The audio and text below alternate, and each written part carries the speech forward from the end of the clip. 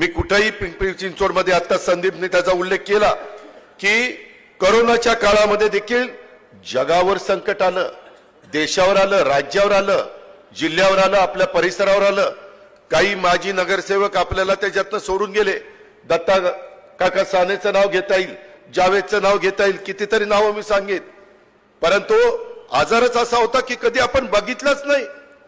लोक घाबरून जायची. व्हेंटिलेटर पाहिजे, त्याच्यामध्ये जम्बो हॉस्पिटल पाहिजे, ॲम्ब्युलन्स पाहिजे, वॅक्सिन पाहिजे, रेमडेसिवीर इंजेक्शन पाहिजे. जे जे काही लागेल त्यावेळेस मंत्रालयात 8 वाजल्यापासून बसायचो आणि दर आठवड्याला पिंपरी चिंचवड पुण्याच्या परिसरात यायचो आणि सगळे प्रश्न सोडवायचो. ती माझी बांधिलकी होती. माझी जन्मभूमी जरी बारामती असली तर कर्मभूमी माझी पिंपरी चिंचवड आहे हे मी आयुष्यात विसरू शकत नाही. आणि त्यामुळं मला एक आपलेपण आहे, जिव्हाळा आहे, आपुलकी आहे, प्रेम आहे. आणि कुठलीही नवीन गोष्ट आली तर मी त्या वेगवेगळ्या शिक्षण संस्थावाल्यांना म्हणतो की चला पिंपरी चिंचवडमध्ये चला, इथं आम्ही तुम्हाला जागा देतो, प्राधिकरणात जागा देतो. ह्या पद्धतीनं आपण सगळेजण पुढे चाललो होतो.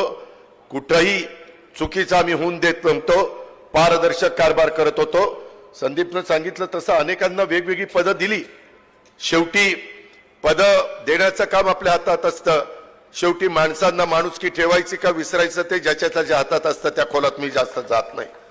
असे कितीतरी येतात, कितीतरी जातात, मला काही फरक पडत नाही. जोपर्यंत माय माऊलींनो, लाडक्या बहिणींनो, तुम्ही माझ्या बरोबर आहात, तुम्ही सगळे माझ्या बरोबर आहात, तोपर्यंत मला कुणाच्या बाला घाबरायचं काय कारण नाही.